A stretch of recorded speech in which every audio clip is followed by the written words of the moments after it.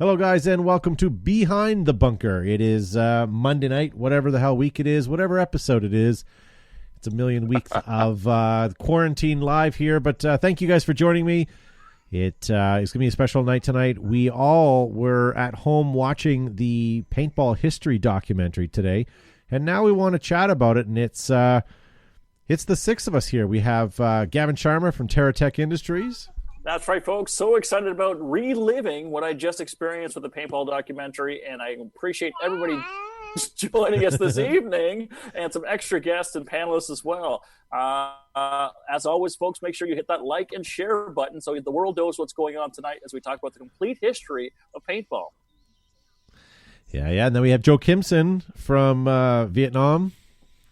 I'm actually from the early days of paintball.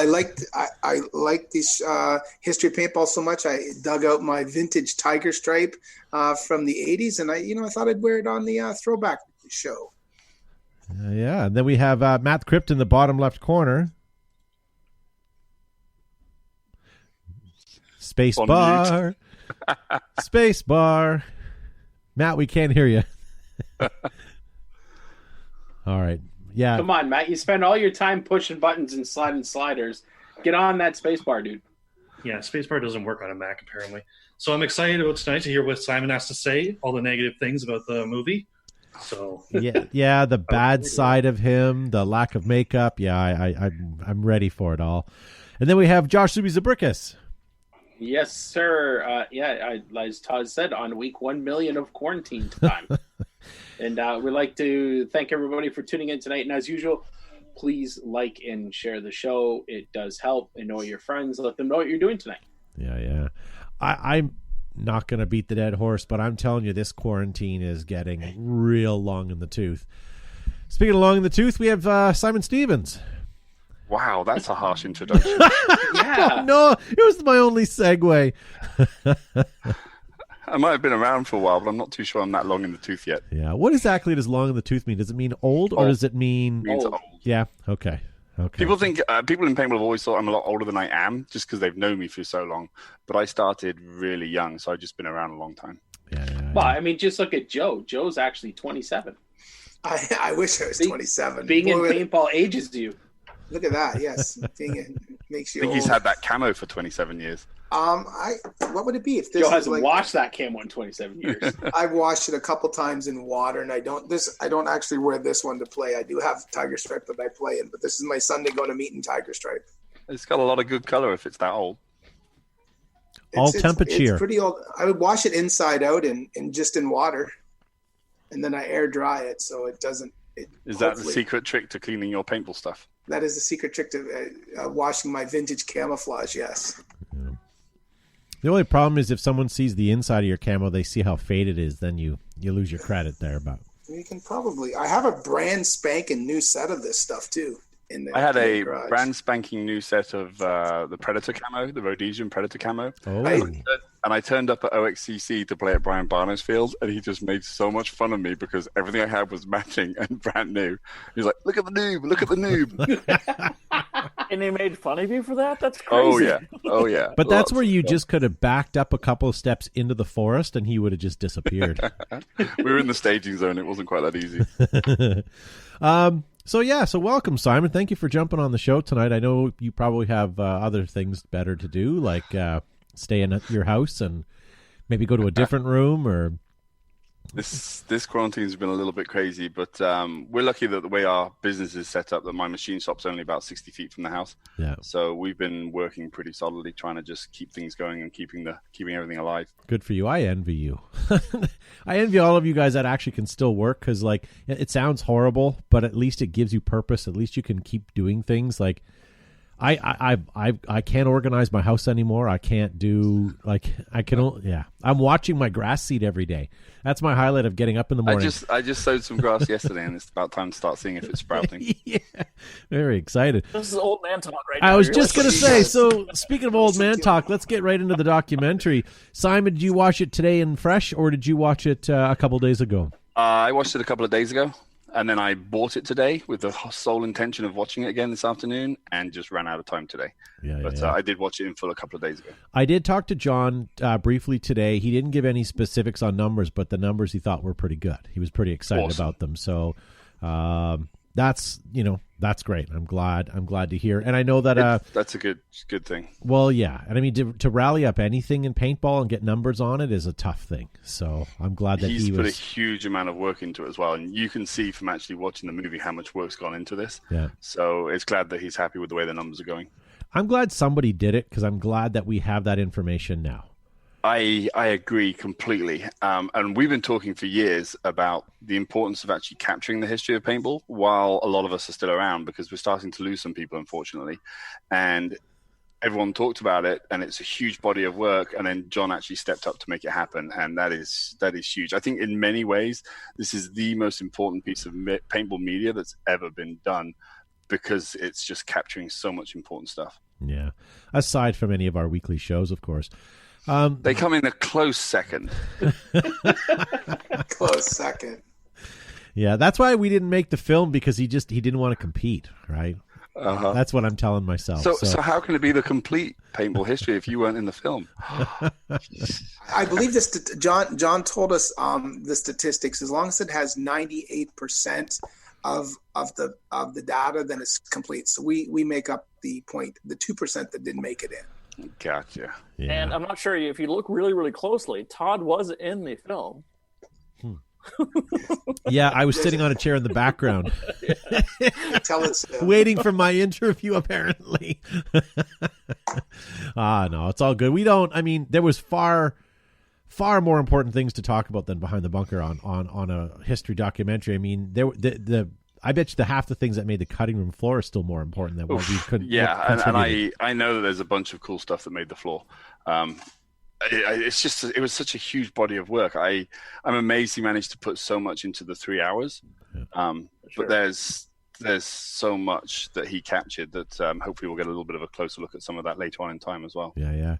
And leading up to that, you were also in a number of not exactly cutting room floor interviews, but segments of what he chatted with you about made its way prior to sort of the prequel to the unveiling. So I was curious about how long he actually sat down with you and chatted with you about this, because I suspect there's a lot more footage too that we're waiting to see. When I first met with John, he said he wanted to do 10 or 20 minutes, and we were at Living Legends, and I think we were in my trailer for about an hour and a half. Wow. And then he came. And then he came up on his way to see some other people in this area, and stopped in at our offices for probably another 2 hours. Wow. So quite a long time. And you were chatting? Were you chatting the whole time, or was he just setting up audio? Yeah. No, absolutely. That's okay. No, that was talking. I mean, there's a lot of stories. There's a lot of people to talk about. There's so much, and I'm sure he did that with every single person that he interviewed. Yeah. He started off thinking this will take 20 or 30 minutes, and could easily have taken hours with every single person he talked to. But do you think he missed anything glaring? I think the storyline of how paintball started was fantastic. Yes, absolutely. I mean, I know there's lots that could have been in, but I think, generally speaking, I think he nailed it. I think he did a fantastic job of the beginning of paintball and the beginning of a lot of things, which was really, really important. And the crucial parts of paintball history, he did a phenomenal job of presenting how those things came about. I think it's extremely hard to tell everything that's happened in paintball through all of these different people's eyes in a 3 hour, in even a 3 hour movie. Well, it's funny you say that. I think he did a great job of trying to capture all of the really important things that happened. Yeah, and it's funny you say that. So I'm going to put a graphic on the screen that you guys won't be able to see, but the people at home or watching can see it. So it's help keep paintball history alive. Basically, new content is going to be added every Monday, Wednesday, and Friday. More exclusives, more of the interviews, more everything. And all you need to do, guys, is go over to patreon.com/paintballmedia, and you can subscribe to that. And I can't remember what he said, guys. You can back me up. I think it was like $7 a month. $8 US a month to subscribe for all the other stuff that's going on behind the scenes. Yeah. And if you want to go ahead and stream the movie now, it is located at vimeo.com/on-demand/paintball history. There's the link on the screen right there for you guys as well. And it's also posted everywhere on my social media, Flag Raiders, Inceptions, all of us. We've all tagged it, so definitely go check it out if you haven't seen it already. And I want to talk about a couple things that's in the movie that I didn't know, and we didn't want to talk about it the other day before you guys all had a chance to see it. So not that these are spoiler alerts, but we're going to openly talk about the movie. So if you haven't seen it yet, whatever. But I mean, it's not like make sure you hit like and share before you tune out. Like and share. But it's not like no, and this isn't going to like give away the movie or anything. But one of the things that I said to John the other day was I didn't know that Oakley and Jones both had a paintball goggle. That blew my mind because I thought I knew all of the goggles from back in those days. The fact that Oakley came in and then stepped back out was actually quite a surprise to me. There was a few things in the movie that I didn't feel I knew. That was one of them that actually took me by surprise. Because a lot of people have talked about having Oakley and trying to get Oakley back into the game. Yeah, it's interesting that they tried and failed. Well, we talked about it on the show hundreds of times because we think it would be a great fit. But like, I'm glad that you didn't know that because I didn't know. Joe knew about Jones because he has a couple of pairs, but Oakley, that was definitely. I think I remember one of the early paintball magazines seeing Oakley in actually one of the ads. I think it's the same picture that John had. So I did know, but I actually have some Jones. That's cool. Yeah. SC Village. They were the first ones to introduce quote unquote speedball. And that's what ruined the industry. I'm just kidding.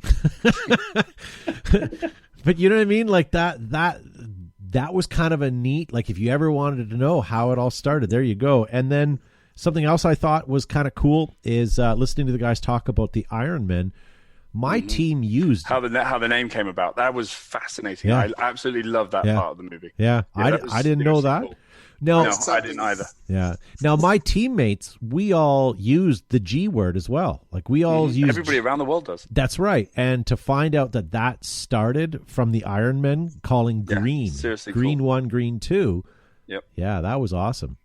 Yeah, I thought that Iron Man part was absolutely fantastic. Yeah. So I found a lot about the whole documentary, that there was times where I was grinning like an idiot about the nostalgia factor and the cinematography of the story, but then just blown away with stuff I had no clue about.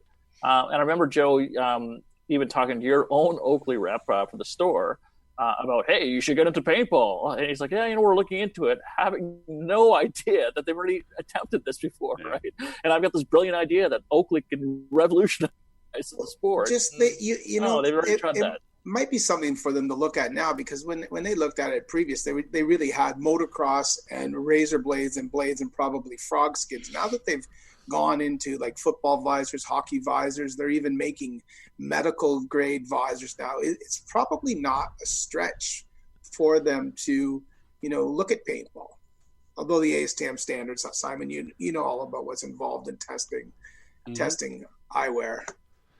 Yeah, I don't know how paintball tests compare to some of those other industries, but the ASM tests are all laid out and fairly straightforward.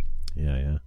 Now, Simon, for somebody who's been in the sport and really had his fingers in a bunch of the stuff to help move this forward, what were some other big surprises for you in the documentary? Surprises. There were a few things that were very nostalgic. Surprises was the whole discussion of who did the auto-cocking gun first. And the information that came up with Bud and with Glenn Palmer, that was pretty fascinating. I did not anticipate that. And then I'm not too sure there was any major surprises. Did you jump off your couch and yell, I didn't see that coming? I did not see that coming. I knew that there was going to be something about it in the movie, but I didn't see that answer coming. And I don't want to give it away because that's absolutely a part of the movie that people need to watch to see.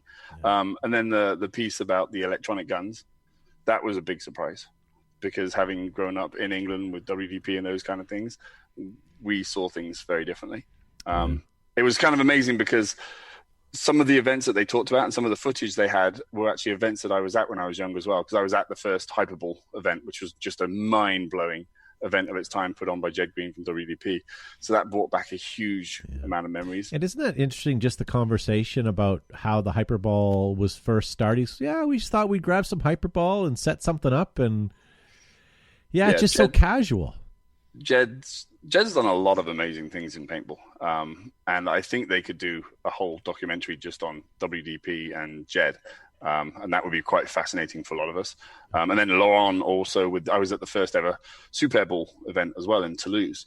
And that was just an amazing thing. So seeing some of those stuff brought back a lot of memories, and then really set home how important those people and those times in history were for everything that has followed on in the last 20 years, actually more than that since.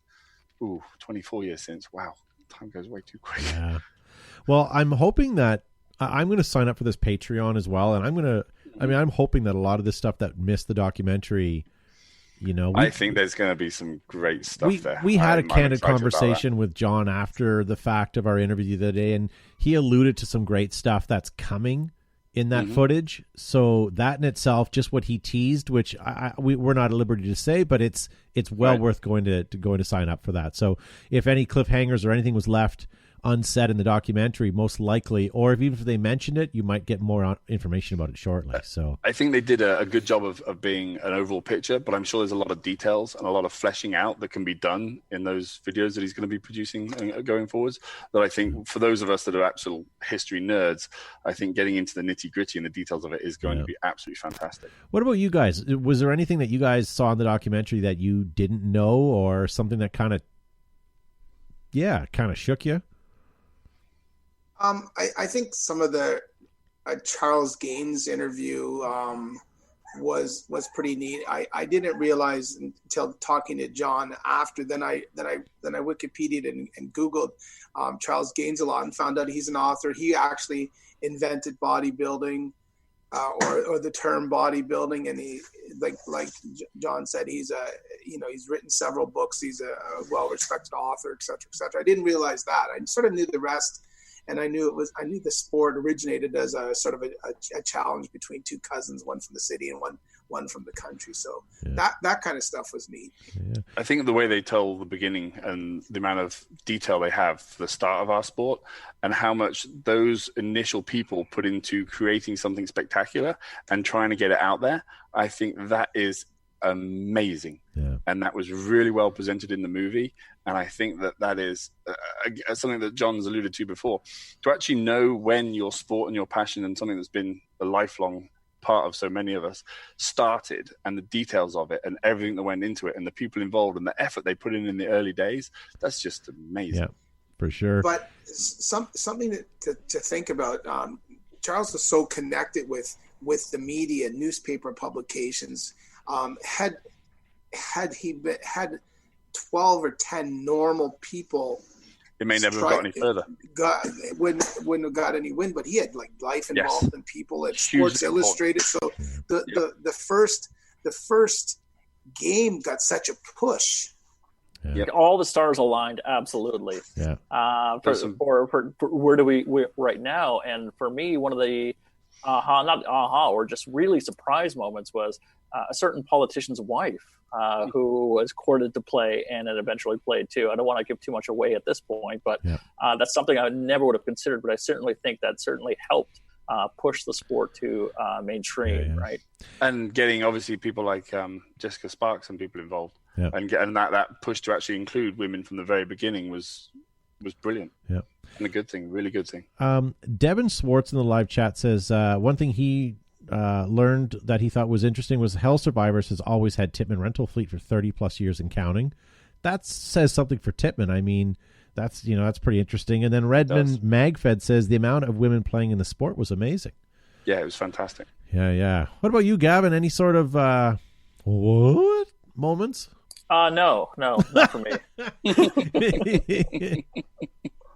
You knew it all, eh? No. And clearly you were pushing some buttons. You missed what I just last said.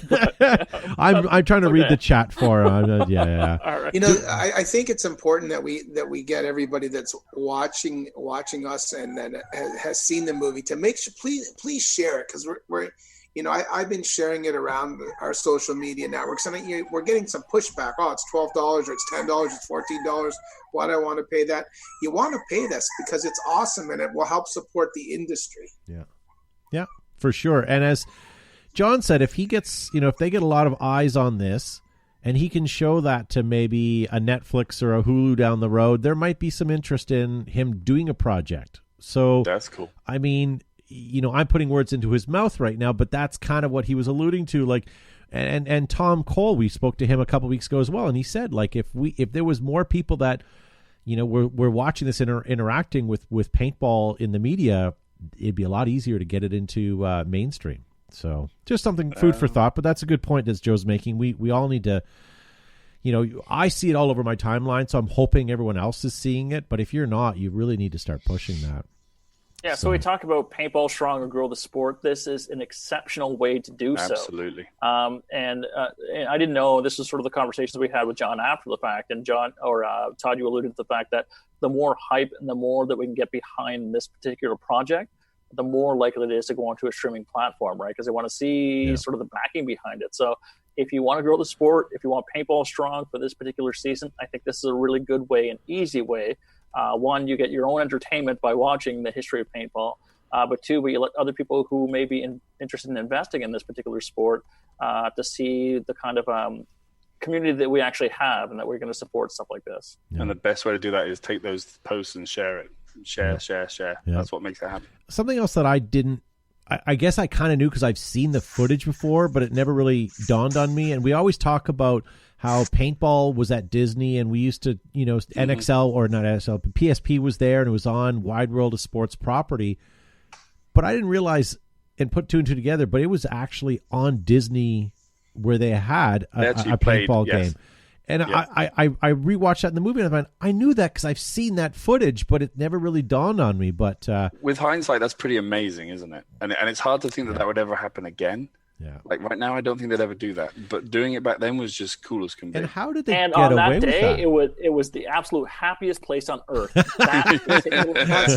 And you could get, it made watching speedball worthwhile. You could get a Heineken and have a smoked chicken leg or turkey drumstick. It couldn't be anything better than that. But how did they get away with it? Did they, I saw a mesh between the spectators and stuff, but were they in a park that they were dismantling?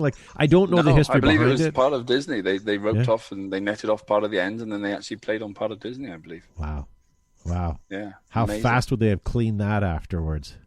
Well, there wasn't quite so much paint shot back then. I mean, you watch the games get played out. It didn't make as much of a mess as a modern game would have done. But I'm sure.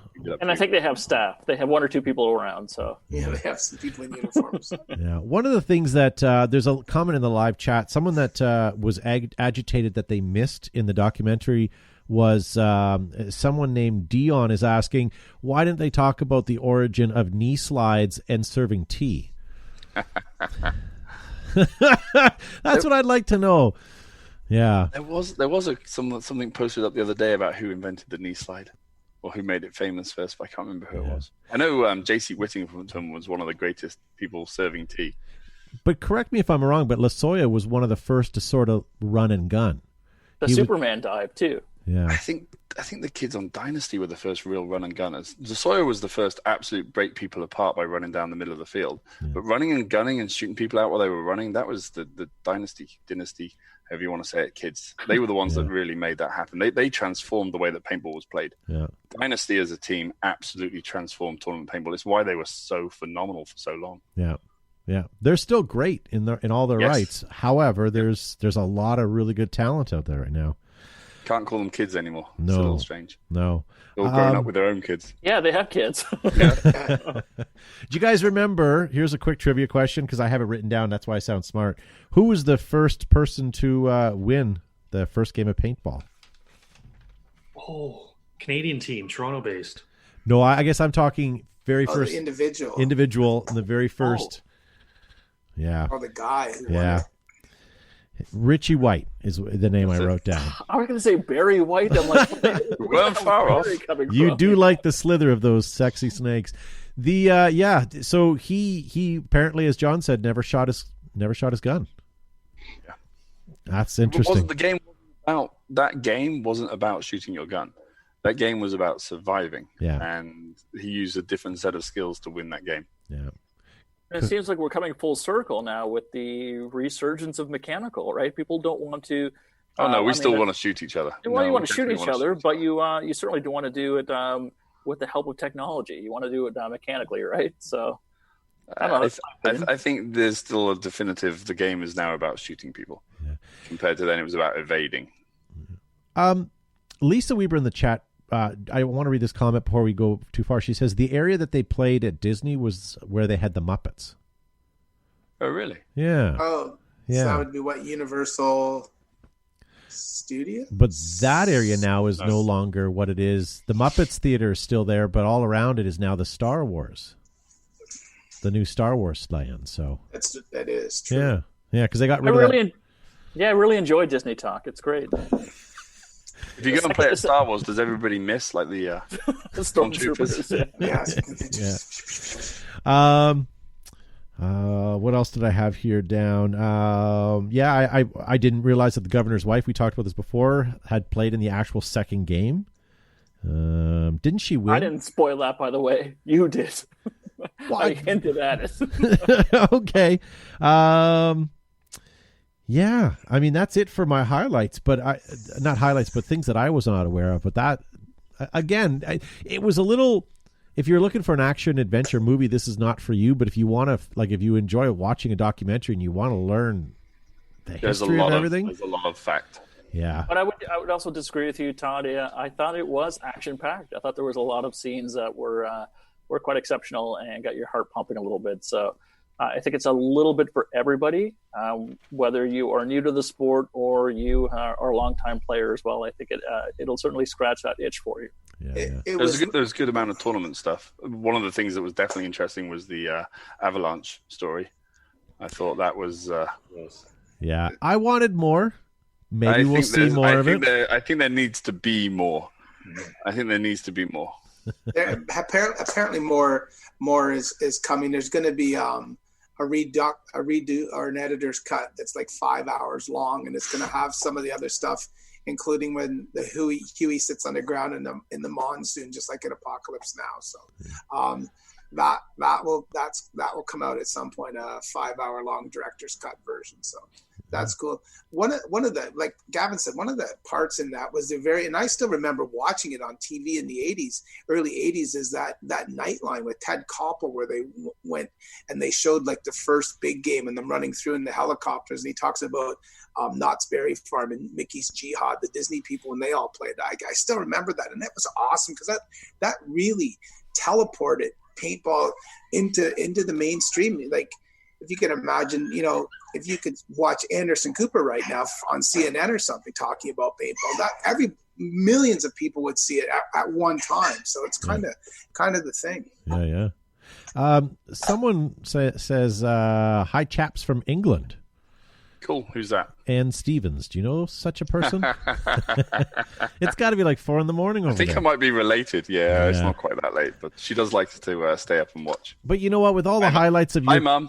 But all the highlights of your career, Simon, I mean, it's still nice to see that you write home and say, "Hey, make sure you get in front of the telly. I'm going to be on Behind the Bunker tonight."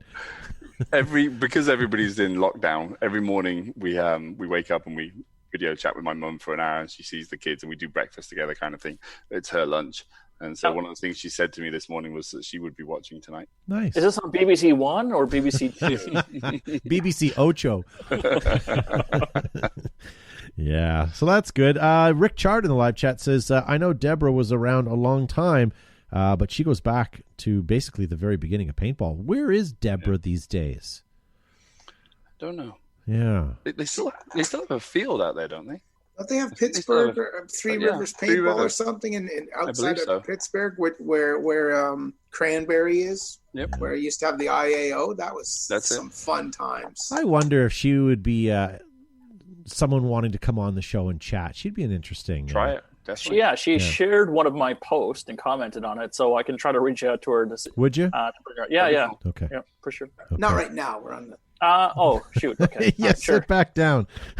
Unsend. Delete post. Oh, Ashley in the live chat, Mr. Hidden Hedgehog says, do you guys think after the lockdown it could spawn some of the biggest games in paintball in 2021? Not in 2020. I think there's going to be enough competition going on that everything's just going to be saturated, and a year's worth of games is going to be clumped into 6 months. But I think for 2021, I still think everyone, when this is done, is going to go back to old habits. Like, it's one, I mean, people are still going to go to concerts. People are still going to do stuff. People are still going to go.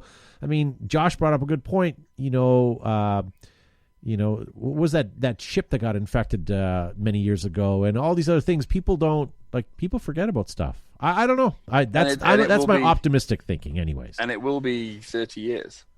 So we need like a 30-year paintball. 40 years. It's a 40 years. Yeah. 40 years. Yeah. 40-year anniversary. Yeah. So I don't know. Whatever.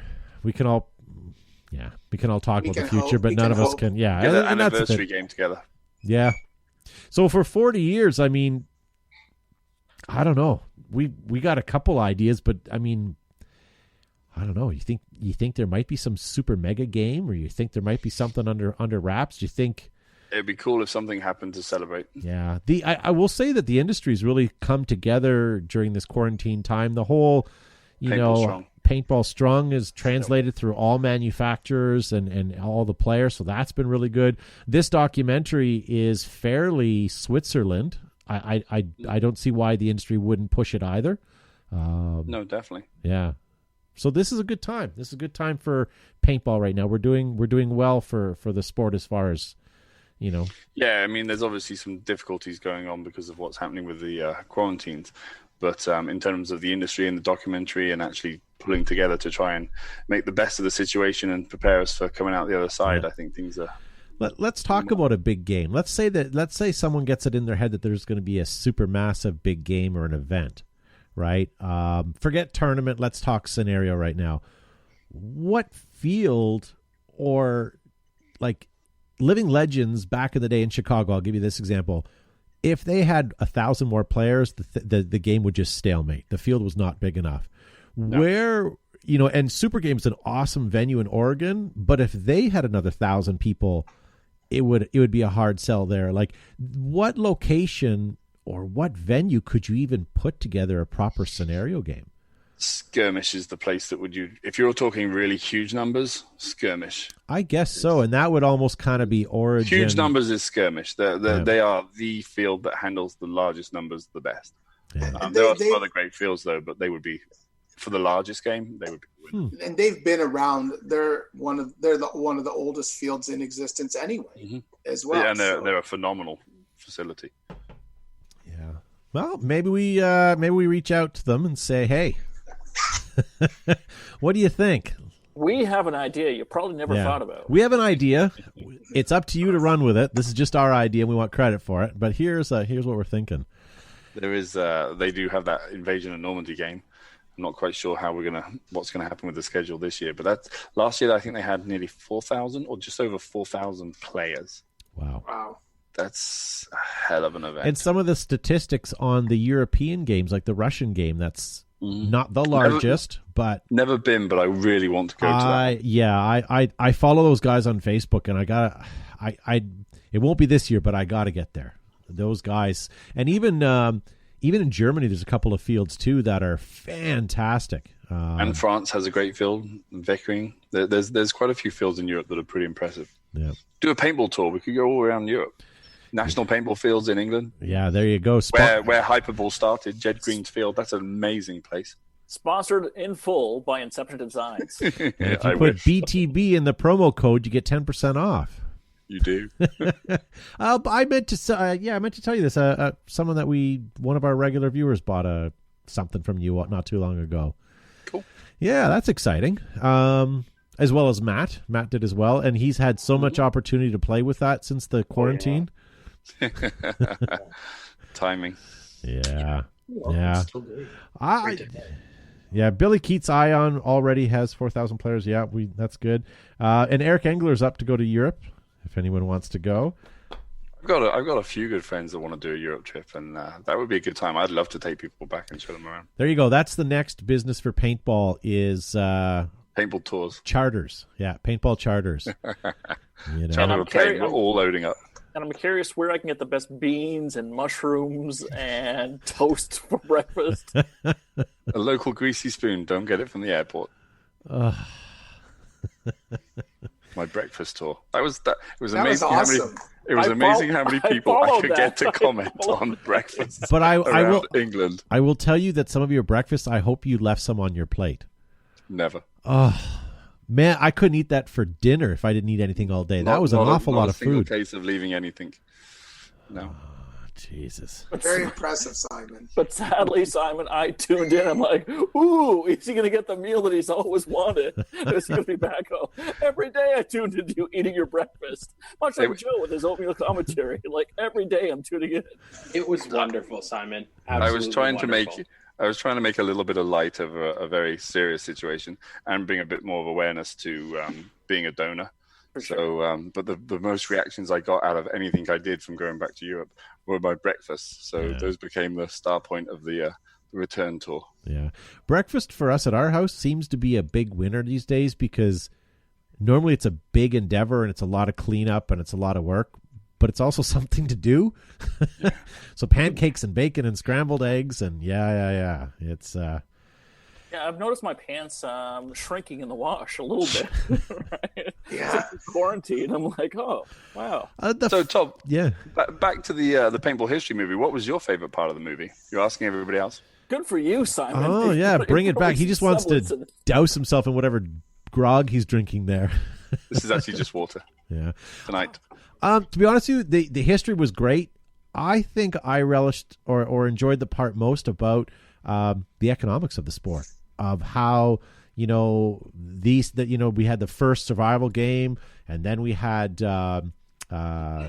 what's those guys from Perlmutter and Freeman, and all these guys starting their own. I mean, I thought that was brilliant. I think the guys for Nationals were keeping everything on the table. I think, why not outsource, water soluble paintballs, and why not get a different manufactured paintball instead of living with one? Like, Jeff and Dave did a huge amount in this industry that a lot of people didn't know or didn't recognize, and they were absolutely instrumental in so much of commercialization, of actually bringing this up to the masses. And a lot of that has been kind of overlooked because people are too into some of the other people that were more egos or more confrontational, whereas Jeff and Dave just got on and made things happen. Yep.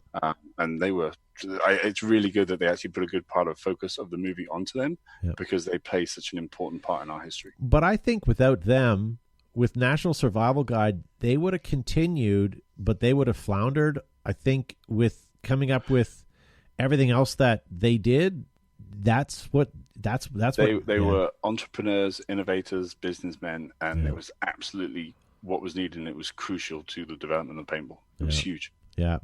So it's kind of one of those things. I think I enjoyed that part the best, and just the whole. It was kind of an upswing in the whole, as paintball was increasing and the numbers were increasing. They didn't really talk about, the downswing in the last couple of years, but it left me very pumped and stoked about our sport. And I loved seeing a lot of the footage from the World Cups and the PSPs. Some of that stuff brings back recollection. Like when they showed the national representation at PSP, where they walked what seemed to be 2 blocks, because you had Empire and JT and everything that was under that umbrella. Maybe not JT, but everybody that was under that umbrella. Spider had huge representation back then. They were huge, right? And I remember going to those events. Like NXL World Cup is a great venue, but there's nothing like PSP back when paintball was paintball. Back when it was the 10-man with, I think it was 12 10-man fields in the cow pastures. Yeah. With the vendor layout, and it literally was miles to walk around the event. Yeah.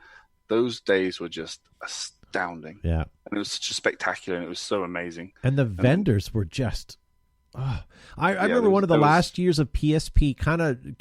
And Joe and I would walk down one row that had just 10 by 10 tents.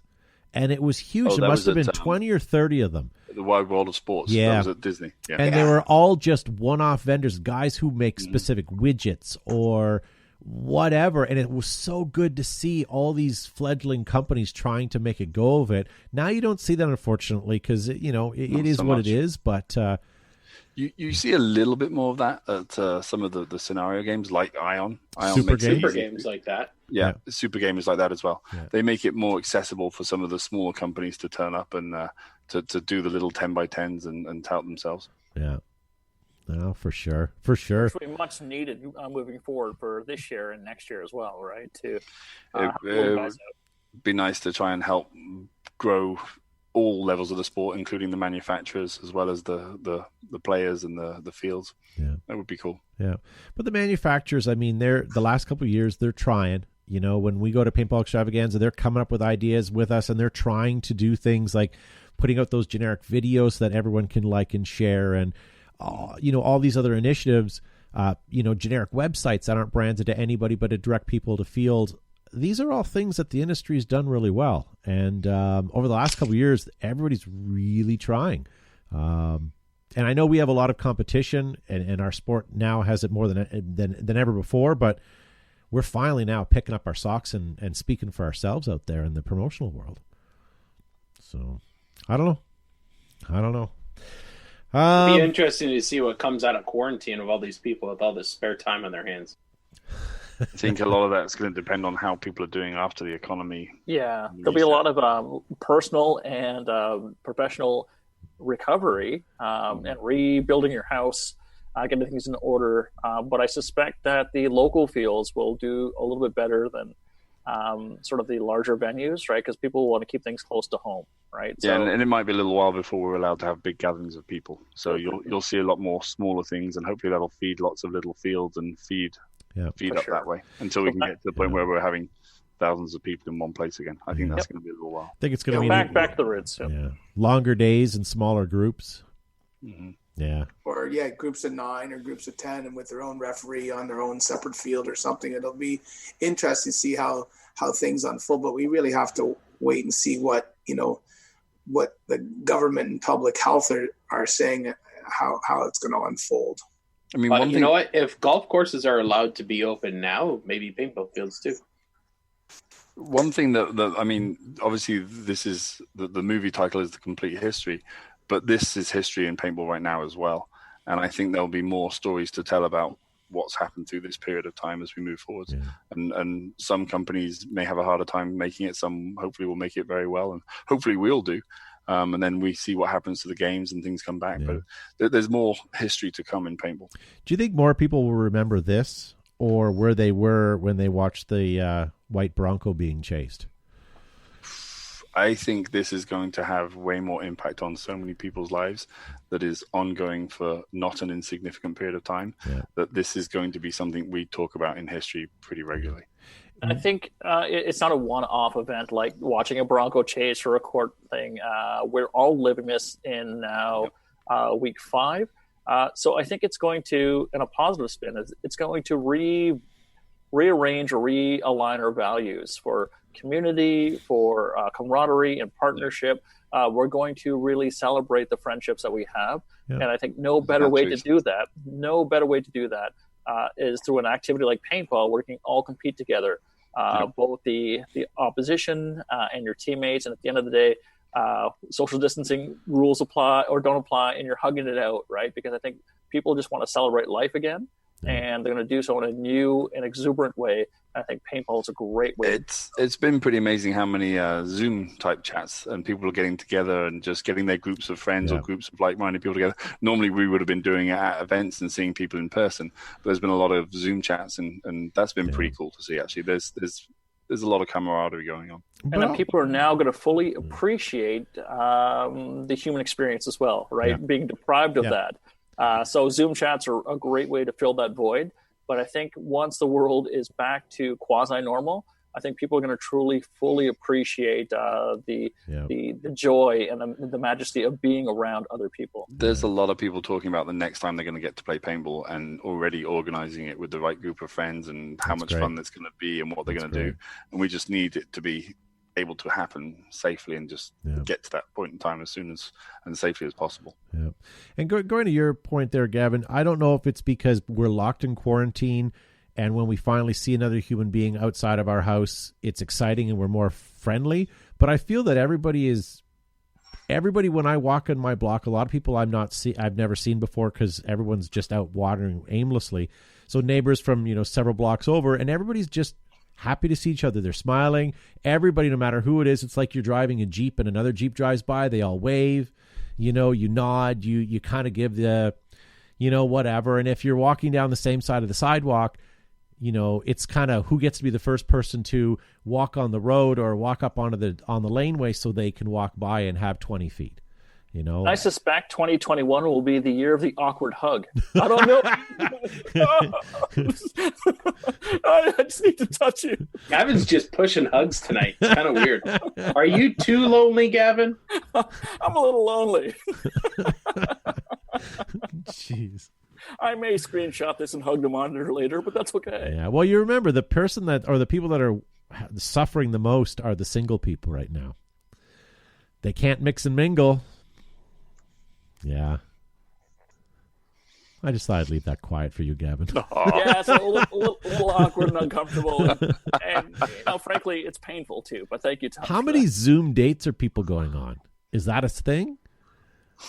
It is now. Well, I don't know. I mean, I don't know. I thought we're on a date right now. Is this what's going on? Or we're talking about the complete history of paintball that I don't know how the hell we got down here. But... I don't either. The bottom line is you guys need to go watch it if you haven't already. Invest the time, sit down and watch it. And because you're streaming, you don't necessarily have to watch all 3 hours in one sitting. You can come back to it. It's quite a lot to watch in one sitting. Yeah, Josh watched his in segments. And did you guys really? Well, I understand, Josh, with your added stresses going on in your household. But for me, I sat down for the full 251, whatever it was, and Good for you. I didn't. You don't have kids, do you? You don't you have get kids. to sit down? I do. Well, I have a teen at home, but she's self-sufficient. But I sat down for close to 3 hours, and I didn't realize it until the credits started rolling. Yeah. That's awesome. I stopped for lunch. I worked my way through it, and it was great. How do you do?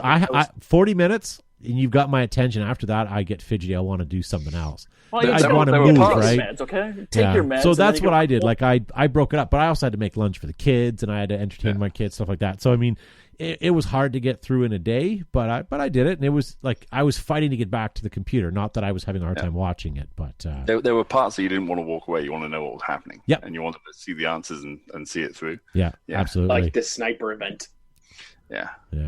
I didn't. There needs to be more interviews around that event. Yeah. He said there's more footage actually that didn't make it.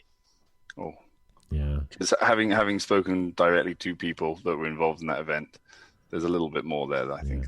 Apparently, there was GoPro footage from the sniper's vantage. Bruder film? Yeah, the yes, a spotter set Bruder up with a film. camera. Yeah.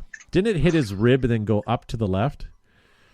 It ricocheted. It was one magical Louis. Yeah, there you go. We got a Seinfeld reference in. But those who haven't seen it, please watch it. So if you hadn't read about it before, this explains a little bit about it. But I think, Todd, what you're hinting at, and Simon, you agreed, is that this will be unpacked a little bit more with future footage coming out, because it was far more significant event within paintball and tournament paintball, how it changed everything too. That they really need to go a little deeper than that they were able to. Richard, it's amazing because Richard Knott is asking for a sequel, which I think. Well, maybe not a sequel, but there's certainly going to be extra information. Lee Williams says, "Smoke weed and stay on the couch and watch it. You'll be fine." And the Lisa Weaver's family, they watched it from start to finish. So good for you guys. Cool. What do they think? What did people think that have seen it? What did Team Tags think of it? Yeah, it'll take them 20 seconds to reply. It'll be a second in the chat as we have a delay, but I want to hear what everybody else's opinion. Everything I've seen so far, while we're waiting for that to load, it's all been ridiculously positive. Like, I have not heard any negative complaints, any naysayers to it. Everybody has been blown away by this. So let's wait and take a look at what's going on in our chat.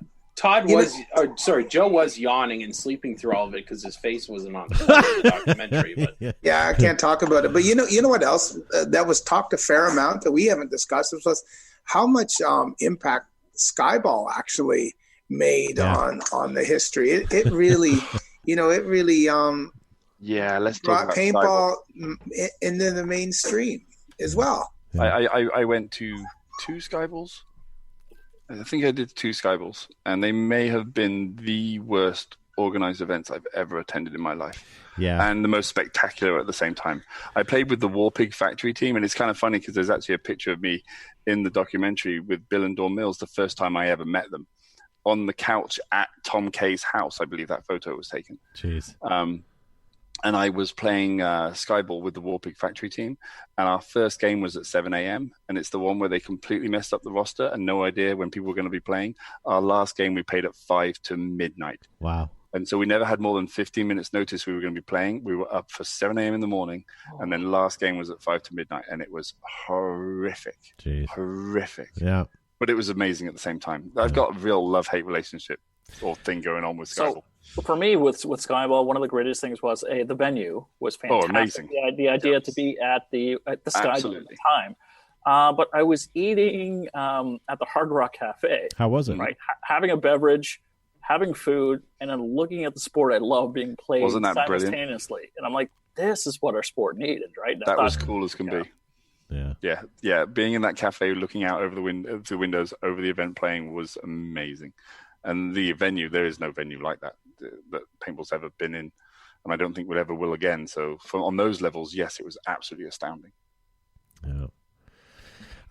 You want to see how fast I can get Matt to shake his head? Uh-oh. Should I put the Zoom link in the live chat? No, God, no. Don't. You're not producer Matt tonight. That's exactly it. I just wanted to get his reaction. Push all the buttons you want at home, Matt. Yeah. You're gonna do nothing. I gave Matt a panel of fake buttons that he's aggravatingly pushing right now. So he feels better. Oh, Jesus. Thank you for asking, Todd. I was going to say my favorite thing about the film. Sorry, I didn't hear you, Josh.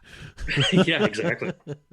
I've only been around the game for about 20 years now. I was aware of some of these incidences and landmarks, but I haven't done much history involved. I haven't done much research, but this film definitely filled in a lot of gaps for me, like with the first game and hearing about Camille and the Smart Parts lawsuit and all of that fun stuff. I mean, there's so many holes that were filled.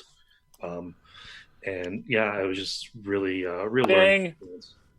Yeah. Hey, here's an interesting quip as well. Rick Chard says, I was a vendor at Skyball and smuggled in product by train across the border, holding my breath as customs pawned through my bags. Did you remember Rennick used to have a Canadians Hate Us sale because one time they tried to bring through to Skyball, got stopped. Yeah. So instead he would never go again, and he used to have a sale, Canada Hates Us sale. Oh, that's funny. Was that Bad Boys Toys? Or yeah, Bad Boys Toys. Yeah. We stumbled across that, didn't we, when we went to Chicago? I think we did, yeah. And he was actually in the shop chatting with people, not us, because we were just nobodies. But we popped in there. We made a pilgrimage down to Challenge Park to go play it. Some of our friends and people that work at the field, so that we can kind of get a taste of what else is out there. And one of the best parks at the time back then. And we went there, and then I guess I don't know how it worked out, but then we ended up just randomly driving past it, didn't we, and stop? I think we did, and we popped into whatever store it was, and Forrest Bad Boys Toys. Oh, not with Rennick. That was stop number 2, but Forrest was there when he was still alive, and we had a chat with him. CPX? Yeah. So but his store was off park at that point. Mm-hmm. But so he was no longer attached to the CPX, and he was just doing the retail shop at the time. But he had a lot of stories to share about how that all sort of transpired and just his involvement. So that was for a young kid at the time getting into the sport. It was really neat to touch base with him. That's something that would be worth telling the history of as well. Yeah, in that whole park. There's a lot of history, and they alluded to and they touched on some of it with Brass Eagle. But I think Brass Eagle and Aldo Perone, an absolute visionary as well. I think there's a lot more that could be told on that as well. Aldo achieved a huge amount in paintball, and a lot of innovation as well. He's finally out of paintball. Gino still works. Gino still Yep. works for. Gino still works. Gino's still involved, yeah. Gino No, but still wasn't works for- Aldo doing paintball not how long ago was it? 5 years ago? Aldo started Brass Eagle, then he sold Brass Eagle, then he started XO, and then he sold XO, and then he was out of it. Yeah, but how long ago was XO with him though? Pardon? How long ago was he still working with XO? Like that would have been He sold XO. There would be a little bit more than 5 years. I believe it or not, I've been out of Key for 7 years, and it was before I left that he sold it. Wow. Okay. So. And then Gino had Champions Paintball Supply, and then the darks after Brad. I used to I told the story lots of times, but I used to go down and buy my paint from Gino. From Aldo at his house in Mississauga, and I'd be buying paint, and Gino was behind the counter assembling Brass Nightmares. That it was just it was crazy if you think. Till his fingers hurt. Till his fingers hurt. Uncle Gino, please, Uncle Aldo, please make me stop. The Brass Eagle Poison was the first semi-automatic paintball gun I ever saw. It didn't work. We went. The guy rebuilt it for every single game. Started playing with it, and then had to rebuild it to be able to play the next game with it. We went to play a big game at RLD when the 68 special just came out. And I had one of 2 68 specials, I think, in Canada that we got. And the home team from RLD was called the Terminators. And they had these brand new Brass Eagle semi-automatics, and they came and they wouldn't work. And we were shooting people with these 68 specials. It was amazing times. 68 Special might have been the longest semi-automatic gun ever made, but they worked and they were fun. Yes. I love the fact that it was 2 guns hacked apart and then bolted back together kind of thing. It's really, really cool. It was a cool gun. Jeez. There was a lot of mention of Palmer in the movie as well. I kind of wanted a little more there as well. Mm-hmm. Even Bud Orr, there was a little bit there, but I don't know. I think... Again, there's so much to put into a movie. Yeah, it's hard to do justice to all of those people and to keep a movie on any sort of a reasonable timeline. Yeah. And obviously 3 hours is a pretty significant timeline. I think when you start getting into some of those people, and actually want to tell the details and the history of those people, you almost have to do a movie just on the technology. Yeah. And a movie on tournaments, and to be able to do that, because there's just too much to fit into one. Yeah. But the great thing is it gives enough of a teaser that people can do their own research or reach out to these people who are still alive and connected to social media like Facebook, right? So you can ask you can answer your own questions and do your own research. But this is a great start to the first 40 years of our game. But that is one of the things. Sorry, no, that is one of the. You go ahead. I was going to say, that is one of the things that was amazing about an event like Living Legends, and getting somebody there is nobody in paintball that isn't one of those people from history that doesn't love talking about paintball. So you can get Dan Colby at a paintball event and you can talk to him for paintball for as long as he'll put up with you, and he'll love doing it. And he is an amazing individual. And Bud Orr is exactly the same. And any of these guys that are the history of paintball, you can come to an event, you can see them. A lot of them still work in events, and you can hang out and you can talk to them, and you will hear stories and stories and stories. And just the Living Legends that just passed, a very good friend of mine, Lane Wright, came to the event. We hung out. There was a horrendous rainstorm. We're underneath a tent. We're talking for 3 hours, telling stories. And there were things I learned about a very good friend of mine that I didn't know before. And we just talked paintball for 3 hours. And there are so many opportunities. If you really want to learn more, come to an event, talk to the people, hang out, ask questions. There isn't a single person I know that's part of paintball history that isn't very willing to talk your ear off and talk paintball. Yeah. Well, look at us, 5 jackasses. We're here every week, and we talk about paintball. Something else. Gramps and Grizzly.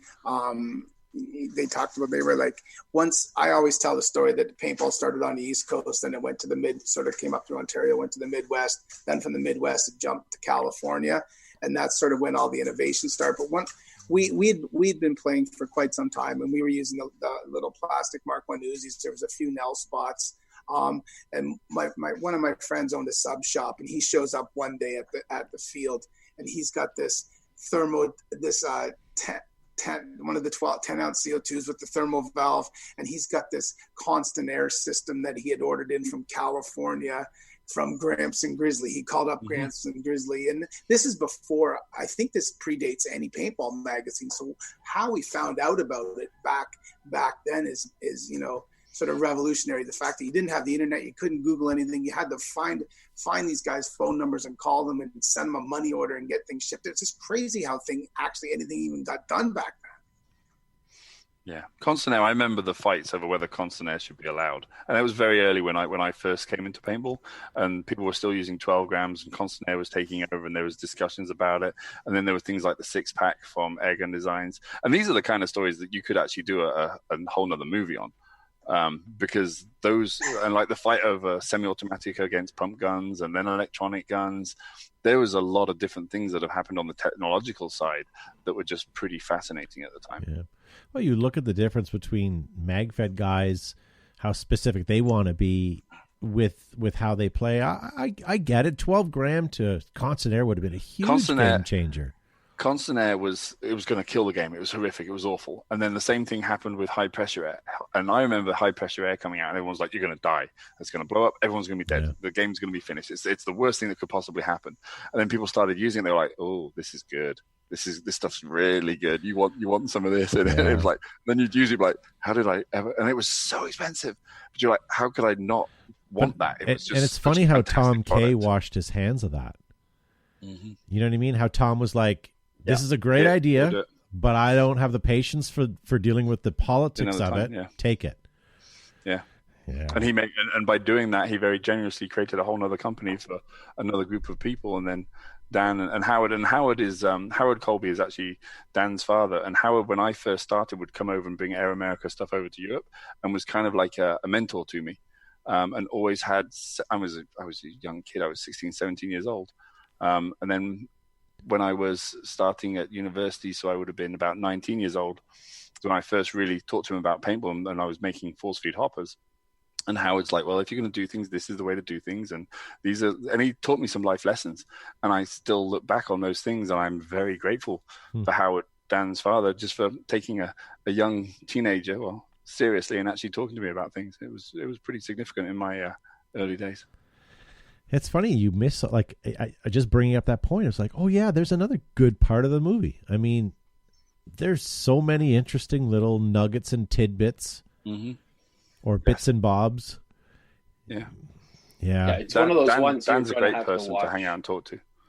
You're going to have to watch multiple times in order to catch everything that's in. Yeah. It won't be a buy it once and that's it. Yeah. Yeah. I think it's going to be something that'll play in the background. I'm going to watch it again. And then it'll be something that just kind of plays in the background when you're doing some work, just to kind of keep hearing. There's parts that some of the early stuff with how people were on Donahue getting pissy about paintball. That was okay, but you know what I mean. I'd probably breeze over listening to them again and kind of watch some of the other parts of it. I found that how vehemently they were against it amazing. Right. And then we talked to John, I don't know if it was on our program or afterwards, about whether he reached out to those psychologists. Yeah, I saw that. He said he did. He did. Yeah. And the fact that, you know what, how thoroughly embarrassed they must be with pulling theory out. But he also made it sound like it was a bunch of guys that's what their actor roles were. They were typecast, and that's what they were. So like Donahue's and Newslines and all these places would hire these guys because they were always the objectables, you know? But it's amazing to look at those interviews and those things now, and then people like myself and so many other people, where paintball has been such a positive influence on our lives, and it's been so instrumental in creating most amazing things, and how fantastic paintball has been for so many people. And there were a couple of people just so negative and so anti it. And when you know what's happened and you look back and go, "This is fantastic. This has saved people's lives. This has been a positive. This is good for this and this and this," just to see how wrong they were. Yeah, that's pretty amazing. Yeah. So all the important people in my life, many of them are actually in this chat right now, right? But they're clearly all paintball related. So all my school friends and occupation, it's, you know what, I look most fondly and closely to the people that I've been shoulder to shoulder with in the mud, in the adverse situations. These are the people who I call my friends and the closest people in my life. Yep.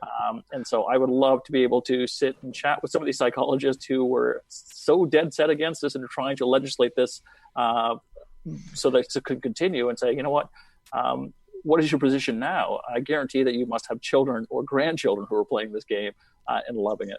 Paintball is amazing for how it brings together so many different people from so many different walks of life and makes us all equal. And it doesn't matter whether you're young, whether you're old, whether you're athletic, whether you're not, whether you're male, you're female, nothing matters. You're equal once you step onto that field. And for that fact, it is absolutely phenomenal and so different to almost every other sport. And I'm so grateful. I mean, it brought me halfway across the world. I met my wife from paintball. I've made my life based upon it and had so many positive experiences. And there are people around the world that even if paintball was stopped, would still be some of my best friends and the most important people in the world to me. And it's funny because there's a picture again in the movie of me with two of those people, Bill and Dawn Mills. And I met them online through Warpig. I knew them for probably a year and a bit before I ever met them in person. First time I ever met them in person, I was flying out to see Tom Kay about some of my inventions, and I saw Bill and Dawn Mills because they were at his house, and I was more excited to see Bill and Dawn than I was to do the business with Tom. The business came later, and Bill and Dawn have become literally some of the most important people in my life, and people that are genuinely just amazing people. Yeah, there's also some interesting people in this sport. Well, any scenario you go to, that one's a little bit strange. Yeah, no kidding. Yeah, there's some people who want to cover your drinks when you're in the tent, right?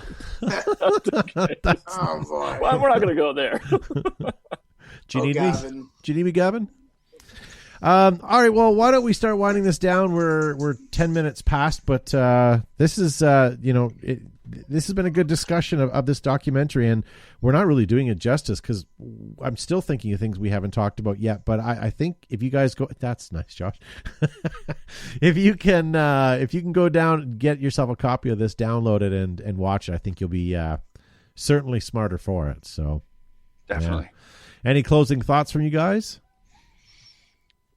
I think if you're interested in paintball, you have to watch this movie. Yeah. And then don't forget about the Patreon as well. If you like the movie, check it out because there's going to be more content being released all the time. I think there's going to be some fantastic stuff come out there. Yeah. Before we go, we didn't want to interrupt and talk about our fabulous sponsors, guys, but look at the bottom of your screen. Those guys, if it wasn't for them, we would not be here. And we talked earlier in the show about how awesome the industry has been stepping up to help the sport of paintball and the fuel owners. Again, if it wasn't for these sponsors, guys, we wouldn't be here. So thank you to all of them below. And thank you to Simon for being on the show. Always my pleasure. And that was the quickest response, and I appreciate that. That was awesome. Normally it's tooth and nail to get Simon on the show, but yeah, no one has an excuse. They can't say that they have to be anywhere. They're out. They went out for dinner or anything. Oh, wow. Well, thanks, Joe, for being on the show tonight. Thanks, Todd, for having me. Thanks, guys. It's nice to see you again this weekend. Well, I guess we'll see you on Saturday evening again, if not before. Yeah. And then Garvin Sharma? Still great to be here, and I'm grateful for Simon to join us this evening, or else I would have probably killed myself a long time ago. But make sure you hit like and share. Yeah, because, it's a great program. We've been chatting a little bit about the complete history of paintball, and as everybody said, if you haven't done so, do so immediately after this.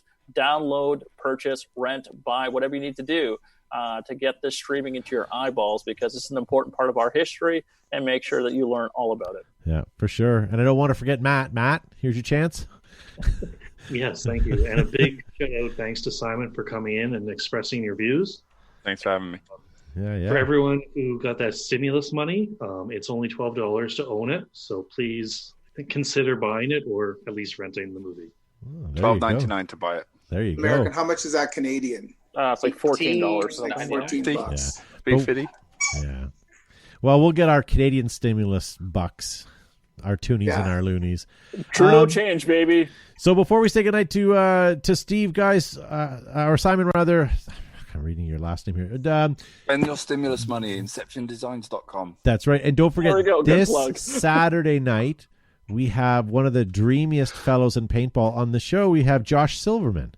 So make sure you guys tune in for that. We haven't had a chance to have him on the show, so that'll be great to have him.